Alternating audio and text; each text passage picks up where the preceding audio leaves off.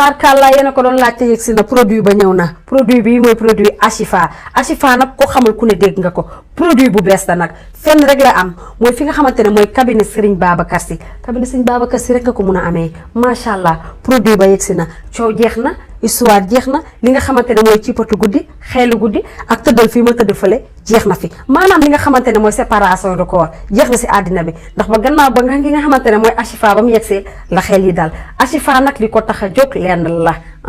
ma leen koy waxaat encore une fois góor ñi nga xamante ne dañoo néew kàttan góor ñi nga xam dañoo tële góor ñi nga xamante ne bu ñuy sëy duñ yëg seen bopp wala ñi nga xamante ne tamit bu ñuy sëy dañuy gaaw a daanu ñooñu la ñu andi li nga xamante ne mooy produit asifa dee leen ko utiliser kër ga neex jàmm ne ñooy produit asifa nag fenn rek ngeen ko mun a amee feneen fuñ leen ko jaayee fu dul fii nga xamante ne mooy maris en face pont an dañ lay nax boo mënta ñëw foofu nga ñu jël suñuy numéro yi nga xamante ne moom nga ñu mun a jotee nga woote ci 77 674 81 15 boo ci wootee soit ñu defal la livraison à domicile wala yaa xam noo ko bëggee ak produit ba asifa baa ngi noonu jàmm ne ñooy